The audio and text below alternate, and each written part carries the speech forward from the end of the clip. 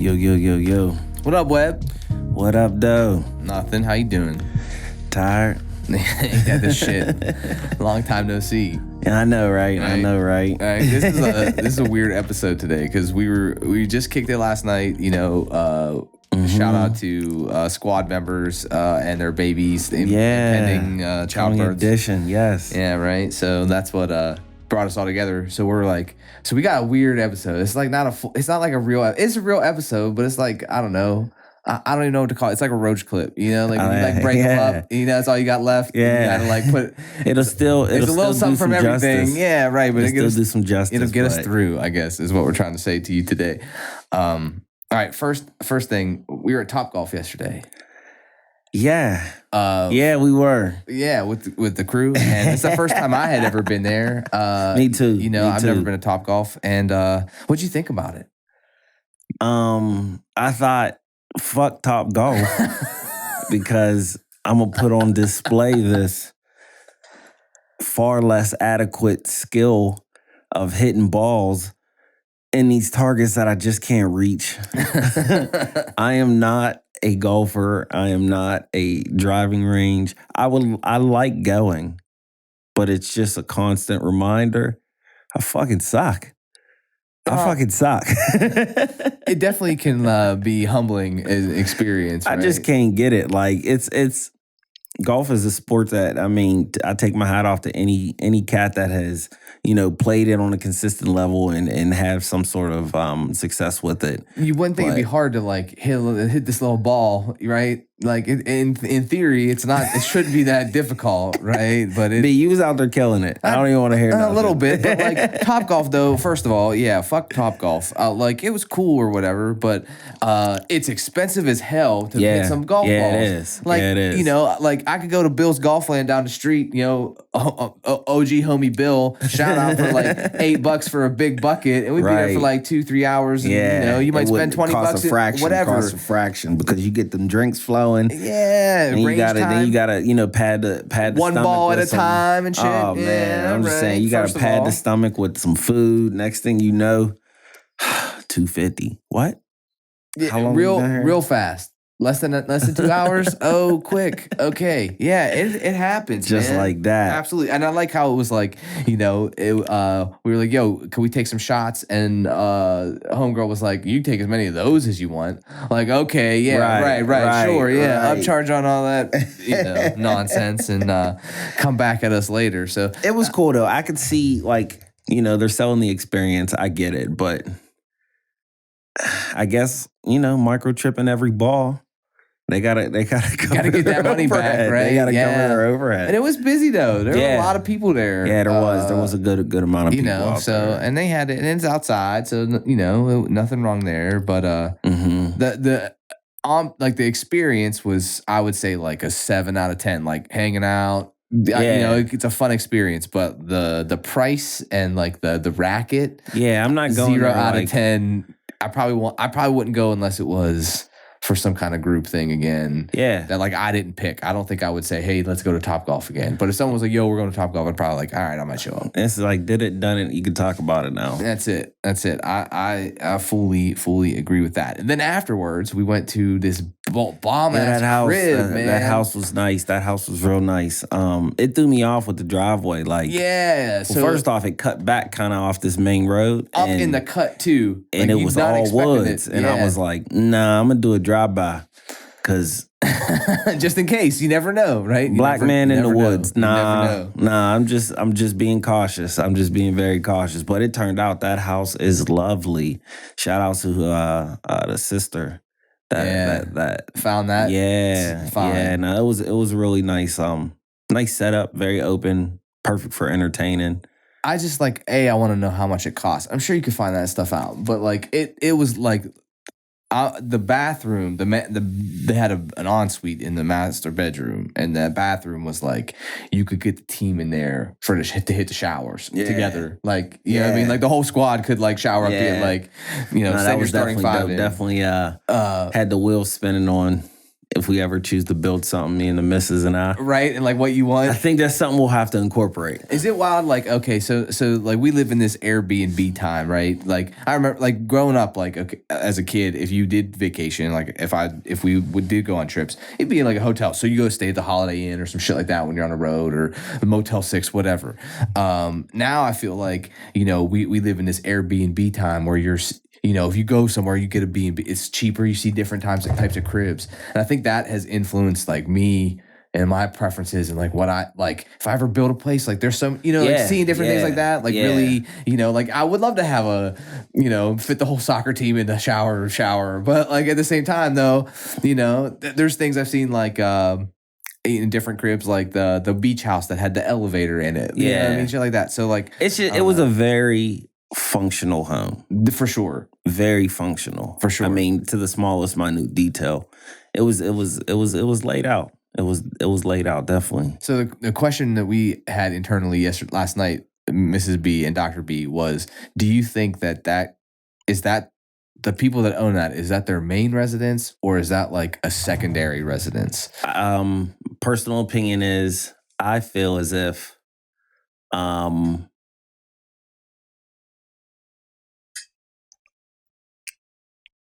if you have a house like that,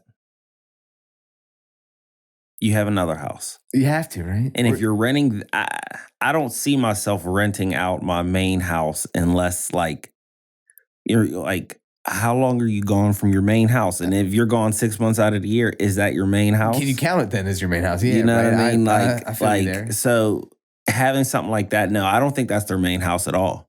Yeah, I think that's like the fun place. Yeah. Right? That you like they got a spot they can get away when they come to, the 412. Yeah. I dig that. So would you ever, if you got to that point, or would you ever try to like have a second place? Like is that a goal, an aspirational goal of you for you? Yeah. I mean, and is it like a fun place, or is it like a moneymaker too? Yeah, right. Tell me a little about that, because we talked about that a little bit yesterday, and that's what threw me for a loop. Because most people, we say like financial goals, right? It's like, hey, I want to make 6 figures on paper, or I want X amount in my 401k, or I want to have a second home, or retire by 50. I like this though. I feel like thinking with his stomach first, my man. I just feel like because there's so much time spent on figuring out what you're gonna put in your body. You know what I mean? When it comes to meals, grocery shopping, meal prepping, cooking the meal, cleaning up the meal. Like, how many hours a day do you think you can pick up if that like situation was taken out? And so before I make it, I'll probably have a personal chef, just because I don't want to have that over my head anymore. I dig it. I want my wife to be able to outsource it. Yeah, kick it, and I can understand that I'm going to have something, nutritious that's going to, benefit me, and it's just taking mental out of it. Yeah, I could see me having that without the huge house yet. Yeah. You know what I'm saying? Yeah. Like, because it would almost roll over into like a babysitter. Yeah. You know what I mean? Someone that could like be there with the kids.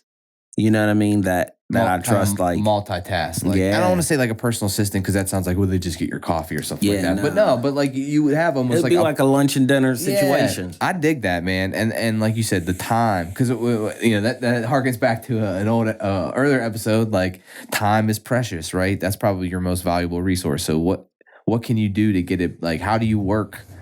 How do you trade your other time to get back time? Right. And that's definitely, I think, one of those ways. So I don't. Personal chef sounds good to me, especially like you said, takes the guesswork out. And like, and it's not like you're eating out every night. No, it's like prepared, fresh ingredients, farm to table, like, so, and you don't have to like, man, I gotta look up this recipe and then plan it out. All that shit. You know what I mean? Like, we coming home and we just had ready. This conversation last night about like, yo, we gotta make a list today, and then like, plan a whole week out, and then like, if some shit happens in the week that like you get off that schedule, now it's like, well, we don't have time. There it is, time. Okay, so like, right, I'm answering my own question right here. We don't have time to make that meal now, so we have to eat out real quick, and then that's in the budget, and then I have to use because it's gonna go. I'm gonna run out of time. Right. Right, exactly. So I like that idea of the personal chef as a sign of, I don't want to say status, but like achievement. I mean, it's just like it's one of my personal goals, convenience. just because Yeah. like it's always I just will like to alleviate that from my from my life, from my family's life. I don't want to worry about it no more. I dig it. I dig it. I also would take the personal dishwasher after that as well. Yeah, Like, yeah. I think we might have to negotiate that shit in the contract. But if you did have, okay, so once you have your personal chef, now let's say we're going on that vacation house, would you go in with your people? So we had this conversation a little bit last night, and I wonder what our folks, our fam listening and tuning in thinks. Like, if you had the opportunity to go in with your peoples to buy like a vacation home and then use it to use it, as well as maybe potentially make income off of it, and help it pay its own rent, and then potentially maybe invest more and create more assets. Would you do that? Would you go in with your peeps and how would you navigate like the landmines, like who gets first dibs on the weeks, and how do you divide up the weeks, and all that fun stuff? Like, is that something? Do you get in business with your peoples like blindly? I mean, like, no, never blindly, never blindly. I would never just willy nilly go in, especially if I'm using my own money up front to like fund the project. But also, like, yeah, I would definitely go in with family or friend, because of the trust aspect. But when it comes to friends and buying a house like that for investment property, I think it'd be a dope idea. Especially like a vacation home. And when it comes to like picking out when, who gets what slots, it almost has to be like laid out in the very beginning. If you decide on what are prime time hours, prime time months, you know what I mean, that you would like to use it. And said partner, depending on how many there are, has this year's prime dates. And said next partner has 2022's prime dates, and then next partner has, and it allows you to be able to plan. Right. No, you may not get it at that moment, but you're gonna have an opportunity. right. You know what I'm saying? And so I think having those foundations laid first would take out a lot of the headache of, yo, you're not gonna let me get this date. Like when next year I'll have it. That, like, yeah. You know what I'm saying? Like, it's just the way it is. It definitely, communication is key there. I mean, there has to be a level of compromise and understanding. For sure. I think more so understanding than compromise, though. And I think too, it also depends on like, if we're buying a vacation house together, a group of us to potentially make money, I think that's the first thing. It's an investment first and foremost. So like, yeah, it's nice it's a vacation home, but none of us might get prime weeks. Especially if we could, because if we could pay the mortgage for 5 months from 1 week renting it out, nobody getting that week. Yeah, nobody's getting it. Exactly. So I do think that like there is a lot of, and I know we talked about, and hopefully y'all will want to hear too.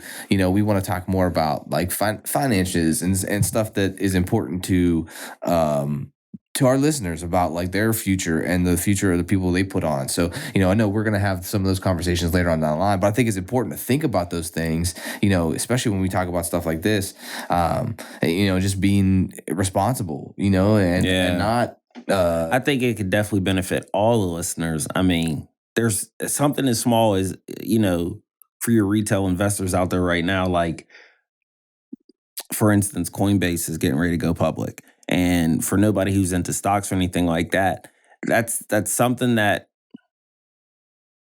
I'm no guru. This is no financial advice, but it's going to be a quality listing later on if cryptocurrency pans out, period. And so there's little things that may not be on anybody's radar or they thought of that they necessarily need to take a chance on. And we love to bring on, I have a financial advisor. You have a financial advisor, like, these people to get this information out to you guys, because knowledge is power and it's out there and you have to go seek it sometimes. Some people will try to make finding it easier than others, but everybody has to have some level of knowledge with this. I mean, and for a lot of African Americans, that's not something that's taught. You know what I mean? For some people, it's awesome, and if it is, great. You're already ahead of the curve. You know what I mean? But for a lot of people, they're not taught financial literacy.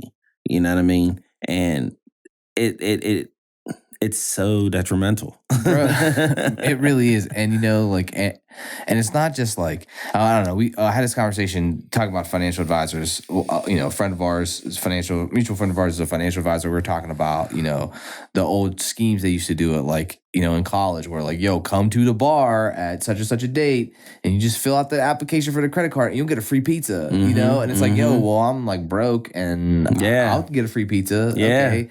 I'm not going to do anything with a credit card until you get that bad boy, got a couple $1,000 limit. Yeah. And, that payment's not due and you can just run it out real quick and whatever. Or you just dismiss it once payment's due and think everything's going to be, whatever. Yeah. Fine. But it's not. Absolutely. And that shit all comes back to bite you in your ass. No, it is. You have to handle those responsibilities. It's just making sound decisions with anything being responsible. Absolutely. But you're right though. So many people don't have that opportunity to learn about that, or you know what I mean. And it's a shame because you see people get behind. You know what I mean. Just like the lack of information, especially in predatory practices. Well, my thing is this: even when it comes to at one point in time they were teaching you how to fill out a check. Right. I don't remember what grade it was or anything like that. Life skills class. But why did that stop? Because the monetary system has changed. Why has that information just been left by the wayside now? You go from writing checks to not teaching anything. And at all. Yeah. So someone dropped the ball there. I don't disagree with that. Yeah. For real. I mean, and that's the thing, balancing a checkbook. Not just writing a check, period, but balancing your checkbook, the difference between credit and debit, you know what I mean, what an overdraft fee is, the basics, you know what I mean, so I think there's a lot of that stuff that isn't taught that could be. I took a class in my freshman year of high school, life skills, and it was balance your checkbook. You had to write a check. You learned about how to change a tire. And how to sew a button back. I mean, just some of it was dumb stuff. Yeah. You know what I mean? But it was life skills. Yeah. That was a class I don't know that that's still part of the career. I doubt it. I highly doubt it. But I ain't gonna lie to you. So, did you take home ec back in the day? Oh, yeah. Right? Yeah. And I still utilize some of those tools. That's what I'm saying. Definitely. Those basic cooking skills that you learned in home ec class. But even sewing, you know, which I'm not too, I don't know my way around a sewing machine, but I can fix something if you got a snag. Right, exactly. I think I know what I'm doing on that aspect, But so for instance, personal experience of mine. I met my wife 5 years now. Okay. 5 years, almost 5 years. Damn. I know time fucking flying. Right, time flying. Because of some of the knowledge that she had, it directly impacted my credit score. I started gaining out the ass, leveling up. Numbers, you know what I mean? Up. Based upon the information that she was telling me to do. Stats going up. Do this, do that, do that. And I'm just fuck it. The way I've been living, it's I don't want to say not working, but it's not benefiting me either. So why not try something new? Take the knowledge and utilize it. So I did. And sure as shit, thank you. Thank you, Mama Bear. Thank you, Mama Bear, because your boy leveled up since fucking with you off some of the shit that you done told me, and I appreciate that. And that's important, man. It really is, to take use that collective knowledge, right, of the folks out there that are in your circle and the people you meet. And that's good, man. I'm glad that. Man, it's just one of the notches when picking your spouse. It's the truth, because I know, okay, so I rode past our old crib the other day, right? And, for nostalgia's sake, I happened to be in the neighborhood and whatever, it was on my way. So I rolled past and our old landlord, old Frank. Good old Frank. Shout out to Frank. He was out there still cutting grass, whatever. And I pulled up to the stop sign and I sat a little lower, I'm not going to lie. Right, we still owe him. I'm pretty sure, he still got that check. Out but one day, Frank, we're going to square up, bro. Yeah, we got I'm surprised he never came looking for us. But he was always, a cool dude. And I You know, I don't think he ever was really going to sweat us on it. But Yeah, I don't think he but was Frank, too one day impressed. we got you though. Yeah. Eventually, we'll help you out, Frank. Speaking of cutting grass, I got. Well, first of all, you got anything else on your mind? Anything else wrap up from yesterday's kind of like sesh with the? You know with what? the No, I'm still trying to take it all in. You know, like it was a good time to just get out, be alive, see everybody. You know, reconvene, talk, shoot the shit. It was good. It's my dad practice, low key. Like, yeah, because lately, you know, all of our friends have like kids and stuff, and they're around a lot. And you know, since it was a baby shower, the female companions of our group were at the shower part. We were the men, so we had some of the kids. So I like it because it's practice, but I can hand it back off. So Yes. like, hey, Dad, take it back. Uncle B's done. So that's it. That's it. But yeah, so with that being said, I do have one thing I want to be honest about today. Talk that shit, B. Bro. Okay, so we're April here. You know, like the weather is getting nicer. Tis the season. Tis the season, and you know, with that, it brings the grass cutting season, right? And I feel peer pressure from my neighbors when they cut the grass before me, some sort of way, especially if they cut it more than once before I cut it at once at all. Okay. So I'm just to that point where, you know, like, all right, I recognize the fact that it needs to get cut. But the fact that like my neighbor next door, who I love to death, he's a great dude. The fact that he's cut it twice and he's got his like 13-year-old kid out there like cutting everybody in the neighborhoods. Just like there's this immense amount of peer pressure I feel right now in the neighborhood, and I feel that way. I felt that way now since I moved in here to this new neighborhood. Yeah, because everyone is like very particular about their stuff for the most part. So I feel like, oh man, I'm slipping out here. They did the leaves, I got to do the leaves. They cut the grass, I got to cut the grass. Yeah. Like, you know what I'm saying? Like everybody, they're doing the mulch. Oh, is our mulch looking like we need to, you know what I mean? So like, I'm at that point where that's my peer pressure. It used to be like, man, hope people don't think my shoes are lame, or like, you know what I mean? Like, oh man, I'm wearing like this shirt's like 3 seasons old, you know, hope no one catches. Now it's like, yo, did you blow the leaves out yet? Or is your gutter slipping? I was gonna say that's where I'm at right now. So I'm being honest, like, fuck you neighbors. Okay. I'll cut my grass on my own damn time. I feel like for any homeowner, that's gonna come with the territory now. It's like exactly everything you said. You see a neighbor out there cutting, and you get the second guessing. You're like, can I wait till Saturday? Right? Fuck, yeah, my like shit ain't looking pristine. The neighbors across the way's looking nice. Mine's is it needs a fuck.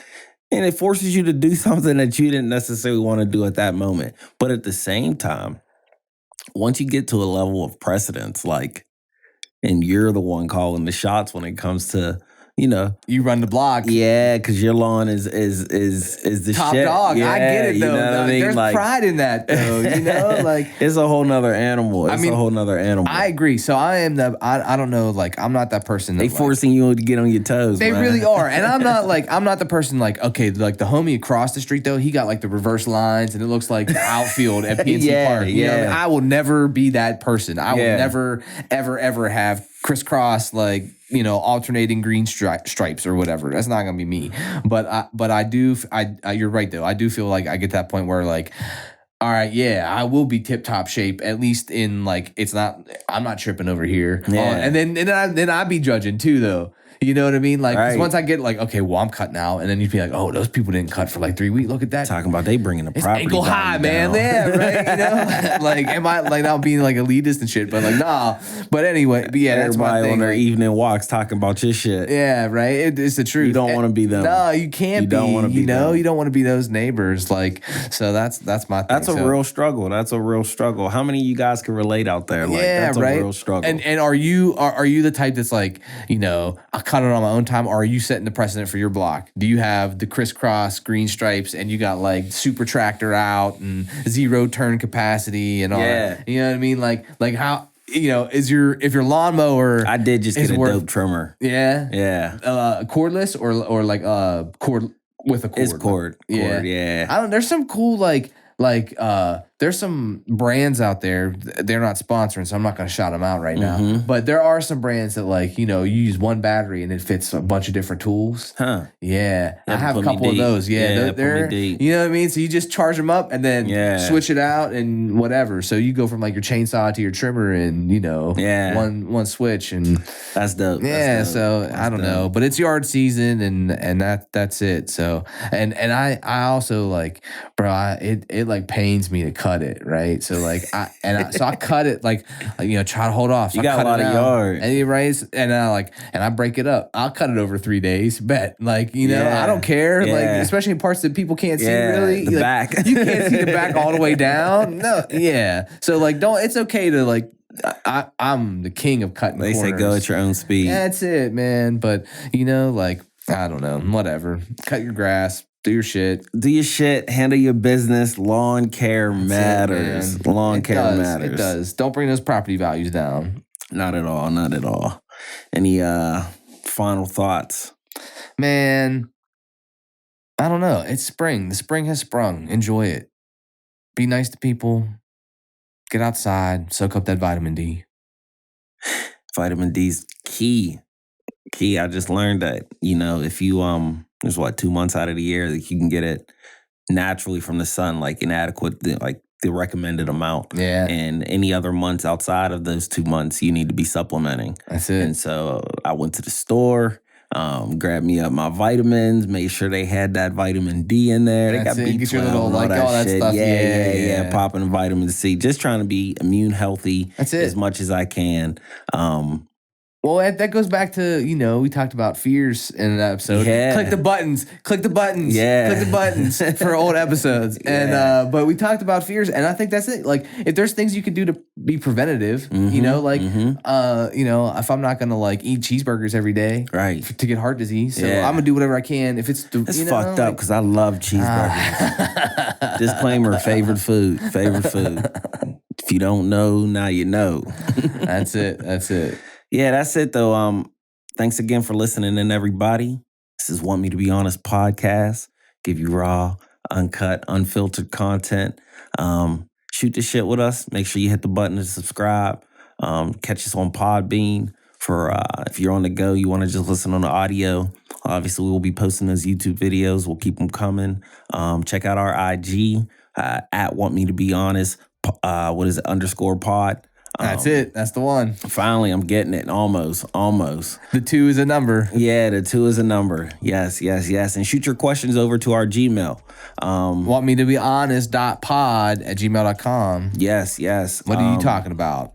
We're 2/3 today, and we're missing our third amigo, homie D, Mr. DB. But that's life. That's how it goes. Everybody's busy handling responsibilities. It's a fluid podcast here. Yes, fluid show. Yes, that's it. So tune in, and we'll keep the shit coming. We'll see you. All right.